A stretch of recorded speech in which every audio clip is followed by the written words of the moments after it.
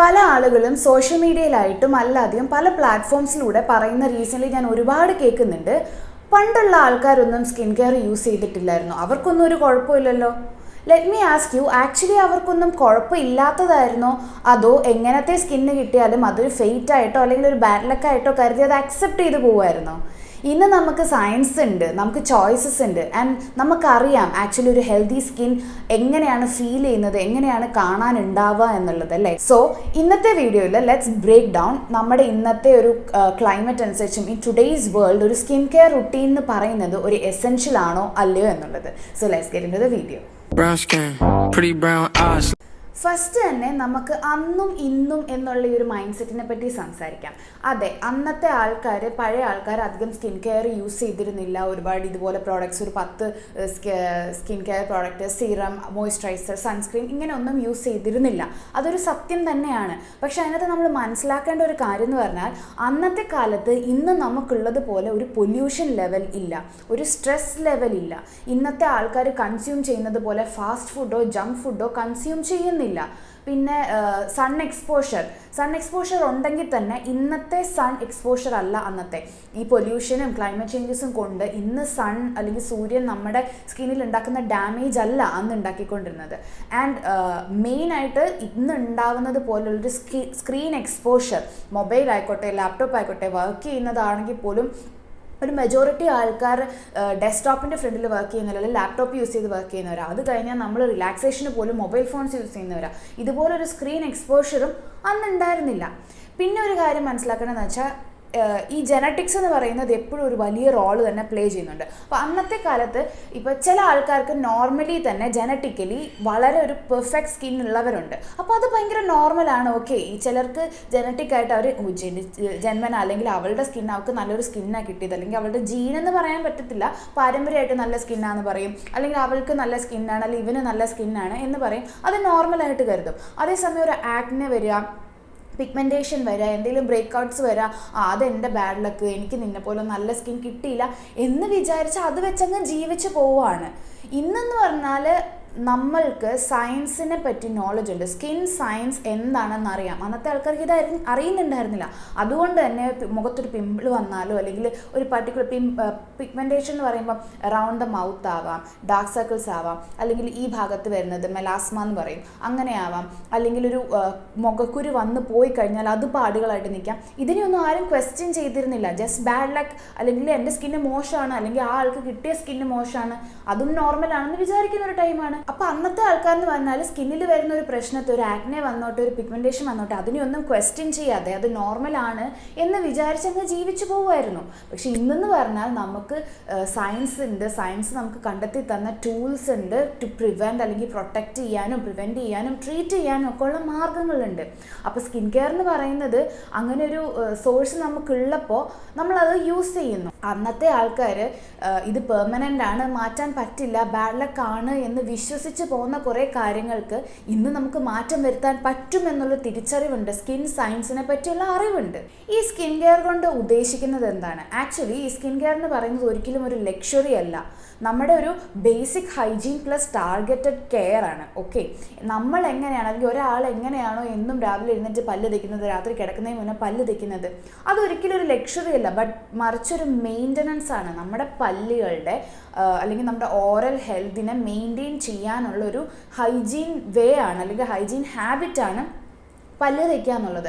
അതുപോലെ തന്നെ നമ്മുടെ സ്കിന്നിൻ്റെ ഹൈജീനെയും ഹെൽത്തിനെയും നിലനിർത്താനുള്ളൊരു മെയിൻ്റനൻസ് ആണ് ഈ സ്കിൻ കെയർ എന്ന് പറയുന്നത്. ഇപ്പം നമ്മൾ നോക്കുകയാണെങ്കിൽ ഒരു ബേസിക്കലി ഒരു സ്കിൻ കെയറിൽ എന്ത് വരും? ഫസ്റ്റ് നമ്മൾ ക്ലെൻസിങ് ചെയ്യും, ഫേസ് വാഷ് ചെയ്യും. എന്തിനാണ്? To remove the dirt, bacterias, pollution കാരണം ഒക്കെ ഉണ്ടായിട്ടുള്ള അടിഞ്ഞുകൂടി രാവിലെ തൊട്ട് വൈകുന്നേരം വരെ അടിഞ്ഞുകൂടുന്ന അഴുക്കുകളെ കഴുകിക്കളയുക എന്നതാണ് അതുകൊണ്ട് ഉദ്ദേശിക്കുന്നത്. അല്ലെങ്കിൽ രാത്രി നമ്മൾ പില്ലോ കേസുകൾ നമ്മൾ വെക്കുന്ന തലേണ എവ്രി സിംഗിൾ ഡേ നമ്മൾ തല വെക്കും, മുഖം വെക്കും, ഒക്കെ ചെയ്യുന്ന കാര്യമാണ്. ചില സമയം നമ്മൾ ചാരി ഇരിക്കാൻ യൂസ് ചെയ്യും അല്ലേ. അപ്പോൾ അതിലൊക്കെ ഒരു കുറേ നാളുകളായിട്ട് യൂസ് ചെയ്യുമ്പോൾ അതിലൊക്കെ ഡേർട്ട് ഉണ്ടാവും, ബാക്ടീരിയാസ് ഉണ്ടാവും. സോ അതിലൊക്കെ നമ്മൾ കിടന്നിട്ട് രാവിലെ എഴുന്നേൽക്കുമ്പോൾ നമ്മുടെ ഫേസിൽ ഉറപ്പായിട്ടും രാത്രി ഫുള്ളുണ്ട് ഓയിൽ പ്രൊഡക്ഷൻ, ആ ഓയിൽ ബിൽഡപ്പ് ഉണ്ടാവും, ബാക്ടീരിയ ബിൽഡപ്പ് ഉണ്ടാവും. അതൊക്കെ കഴിഞ്ഞാൽ രാവിലെയും ഫേസ് വാഷ് ചെയ്യുന്നു. ബട്ട് നൗ നമ്മുടെ സയൻസ് അറിയുന്നത് കൊണ്ട് പണ്ട് യൂസ് ചെയ്തിരുന്ന ബോഡിയിൽ യൂസ് ചെയ്യുന്ന സോപ്പ് ഫേസിൽ യൂസ് ചെയ്യാൻ പറ്റില്ല എന്ന് നമ്മളിന്ന് തിരിച്ചറിയുന്നുണ്ട്. ദെൻ വന്നിട്ട് മോയ്സ്ചറൈസർ. എന്തിനാണ്? നമ്മുടെ സ്കിന്നിൻ്റെ ഹൈഡ്രേഷനെ നിലനിർത്താനും കുറച്ച് ഡ്രൈ സ്കിൻ ഉള്ളവരാണെങ്കിൽ അവരുടെ ഹൈഡ്രേഷൻ ബെറ്റർ ആക്കാനും യൂസ് ചെയ്യുന്നൊരു മീഡിയമാണ്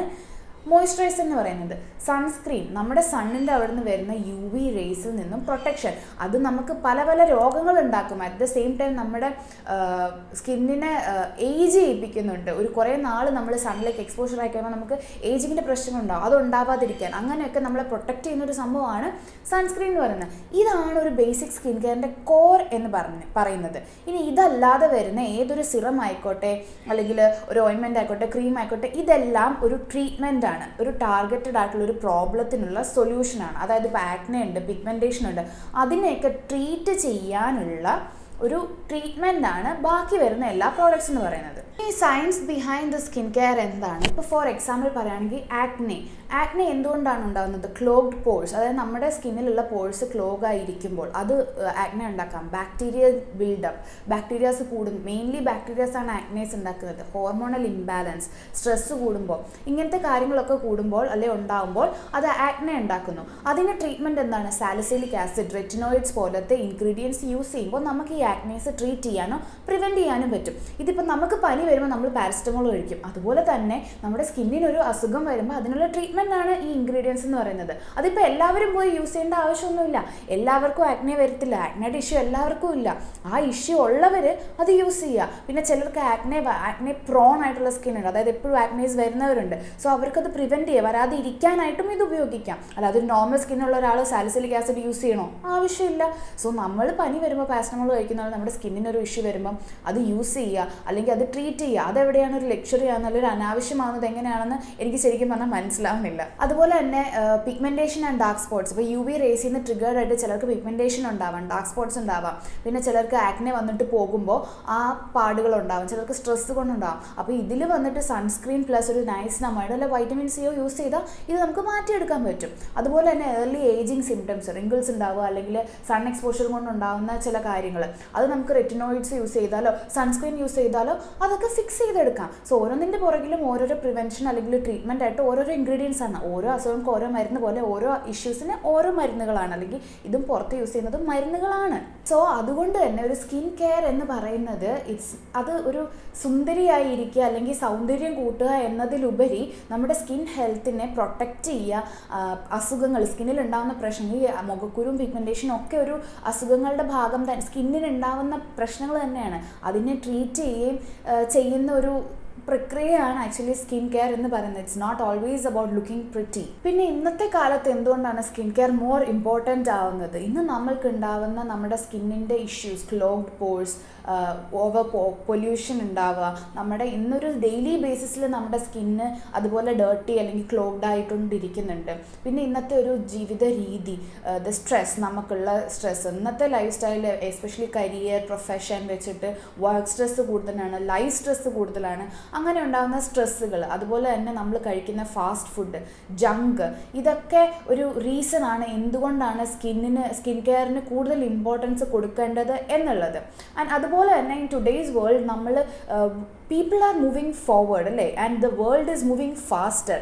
അപ്പം നമുക്ക് കിട്ടുന്ന എക്സ്പോഷർ, അതായത് ഇപ്പോൾ നമ്മൾ ജോബ് ചെയ്യുന്നവർ, ഇന്ന് ജോബ് ചെയ്യാത്തവർ വളരെ കുറവാണ്, ജോബ് ചെയ്യുന്നവരുണ്ടാകും, അല്ലെങ്കിൽ ഒരു സമൂഹത്തിലേക്ക് കുറച്ചും കൂടെ ഇറങ്ങി പല കാര്യങ്ങളിലും പല രീതിയിലുള്ള ആൾക്കാരുമായിട്ട് ഇൻട്രാക്ട് ചെയ്യുന്ന ആൾക്കാരാണ്. സോ നമ്മുടെ ഉള്ള ഒരു പ്രശ്നം, അതായത് നമുക്ക് ഉള്ളിലുള്ള അസുഖങ്ങൾ എന്ന് പറയുമ്പം അത് ഉള്ളിലാണ്. അതുപോലെ തന്നെയാണ് ആക്നെ, പിഗ്മെൻറ്റേഷൻ ഉള്ളവർക്കൊക്കെ. അപ്പോൾ അതൊക്കെ മാറി കുറച്ചുകൂടെ യങ്കർ ലുക്ക് വരുമ്പോൾ the confidence they have about themselves is really high. അപ്പോൾ ചില ആൾക്കാർ പറയും ഈ സ്കിൻ കെയർ എന്ന് പറയുന്നത് ജസ്റ്റ് ഒരു മാർക്കറ്റിംഗ് മാത്രമാണ്, ഈ പ്രൊഡക്ട്സ് എല്ലാം മാർക്കറ്റിംഗ് കൊണ്ട് മാത്രം ആണ്, അല്ലാതെ ഇതിനൊരു യൂസ് ഇല്ല എന്ന് പറയും. യെസ്, മാർക്കറ്റിംഗ് എന്ന് പറയുന്നത് എക്സാഗ്രേറ്റിംഗ് ആവാം, അത് കുറച്ച് കൂട്ടി പറയും, 2 ദിവസത്തിൽ ഇങ്ങനെ ആവും, 4 ദിവസത്തിൽ ഇങ്ങനെ ആവും, അങ്ങനത്തെ ഫേക്ക് പ്രൊമോഷൻസ്, ഫേക്ക് മാർക്കറ്റിംഗ് ഒക്കെ ഉണ്ട്. പക്ഷേ ഈ പറയുന്ന റെറ്റിനോൾ, നൈസിനമൈഡ്, സെറമൈഡ്സ്, ഹൈലൂറോണിക് ആസിഡ്, ഇതിൻ്റെ ഒന്നും പിന്നിലുള്ള സയൻസ് എന്ന് പറയുന്നത് റിയലാണ്. റിയലാണ്, പ്രൂവൺ ആണ്. അത് ഫേക്ക് എന്ന് നമുക്ക് പറയാൻ പറ്റത്തില്ല.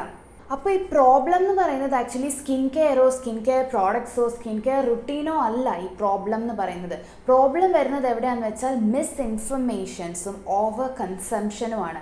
അതായത് തെറ്റായ ഇൻഫർമേഷൻസ് ആൾക്കാരിലേക്ക് എത്തിക്കുകയും ഈ കാണാവുന്ന പ്രൊമോഷൻസ് അല്ലെങ്കിൽ ഈ കാണാവുന്ന ഒരു ഓവറായിട്ടുള്ളൊരു പുഷിങ്ങിലൂടെ നമുക്ക് വരുന്ന ഒരു ഞാൻ എന്തെങ്കിലും മിസ് ഔട്ട് ചെയ്യുകയാണോ എന്നുള്ളൊരു ഫിയറിൽ ഓവറായിട്ട് ഇതെല്ലാം യൂസ് ചെയ്യുകയും ചെയ്യുന്നിടത്താണ് പ്രശ്നം വരുന്നത്.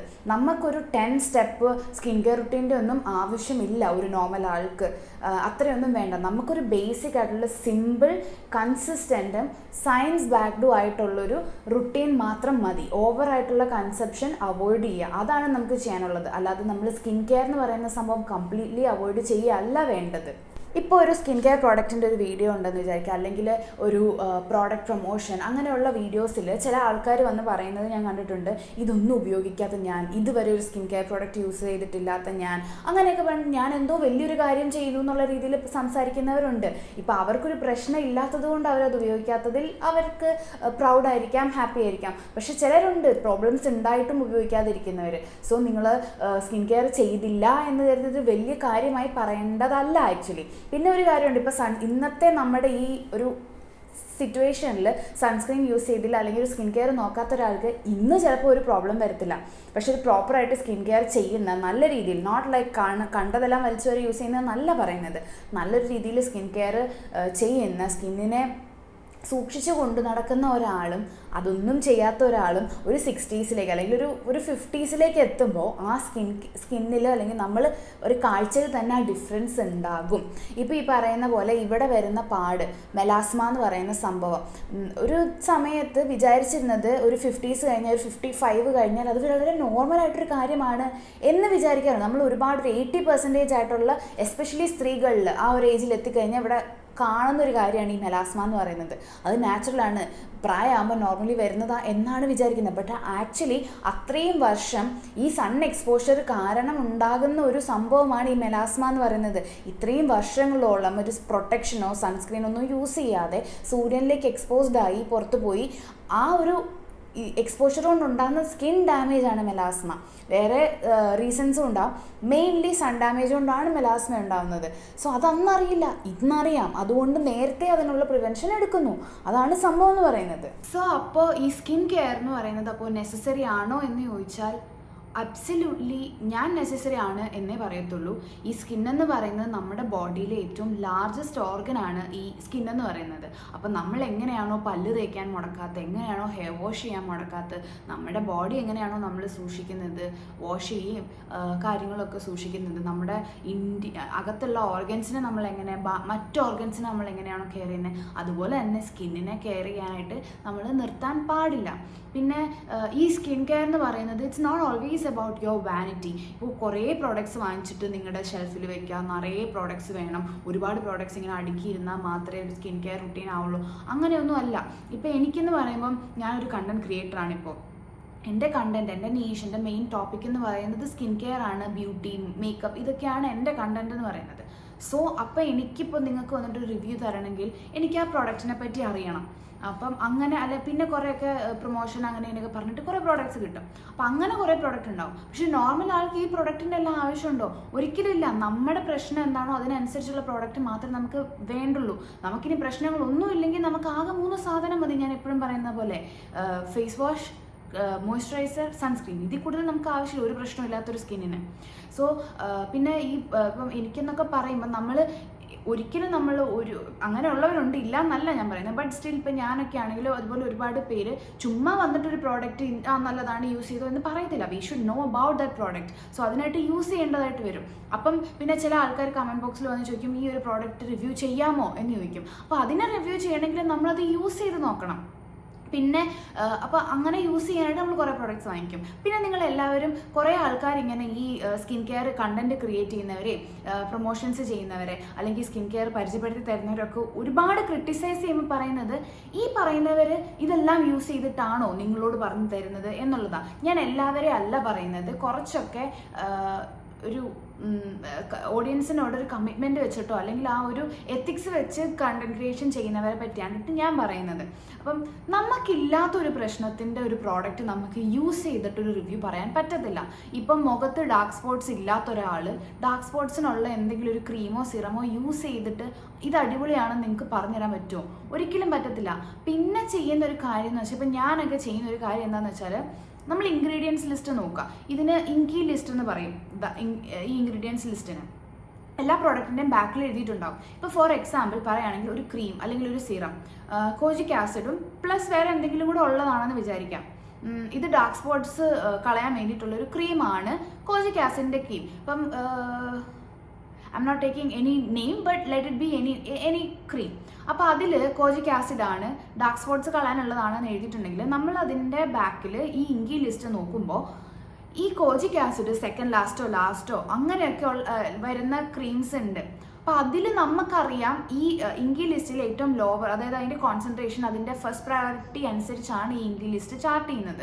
സോ അതിൽ താഴേക്കാണ് ഈ ലിസ്റ്റ് ഈ ഇൻഗ്രീഡിയൻ്റ് ഉള്ളത് എന്നുണ്ടെങ്കിൽ നമ്മുടെ ഫേസിൽ ഒരു മാറ്റം വരുത്താൻ മാത്രമുള്ള ഒരു കോൺസെൻട്രേഷൻ അതിലില്ല എന്ന് മനസ്സിലാക്കാം.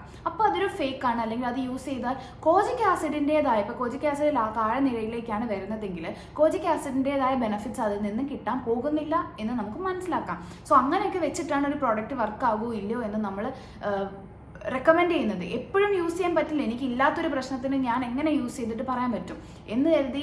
എനിക്ക് സ്കിൻ കെയർ ഇഷ്ടമാണ്, സ്കിൻ കെയറിനെ കുറിച്ച് മനസ്സിലാക്കി വെച്ചിട്ടുണ്ട്, കുറച്ചൊക്കെ തിരിച്ചറിവുകളുണ്ട്. അത് കുറേ ആൾക്കാരിലേക്ക് പറഞ്ഞു കൊടുക്കണമെന്ന് ആഗ്രഹമുണ്ട്. അപ്പോൾ അത് പറഞ്ഞു കൊടുക്കുന്നതിൽ എന്താണ് തെറ്റ് എന്നുള്ളത് എൻ്റെ മറ്റൊരു ഡൗട്ടാണ്. അതുപോലെ അപ്പം ഞാൻ പറഞ്ഞു വന്നത് എന്താണെന്ന് വെച്ചാൽ, ഈ സ്കിൻ കെയർ എന്ന് പറയുന്നത് ഇങ്ങനെ കുറേ പ്രോഡക്ട്സ് വാങ്ങിച്ച് വെക്കുന്നതിലല്ല. നമുക്ക് ആവശ്യമുള്ള പ്രോഡക്റ്റ് മാത്രം യൂസ് ചെയ്യാം. നമ്മുടെ സ്കിൻ ഹെൽത്തിനെ മെയിൻറ്റെയിൻ ചെയ്യുക, പ്രിവെൻറ്റ് ചെയ്യുക, പ്രൊട്ടക്റ്റ് ചെയ്യുക, ഇനി എന്തെങ്കിലും പ്രശ്നമുണ്ട് അത് ട്രീറ്റ് ചെയ്യുക. ഇതായിരിക്കണം സ്കിൻ കെയർ എന്ന് പറയുന്നത്. Not about all these products in your shelf.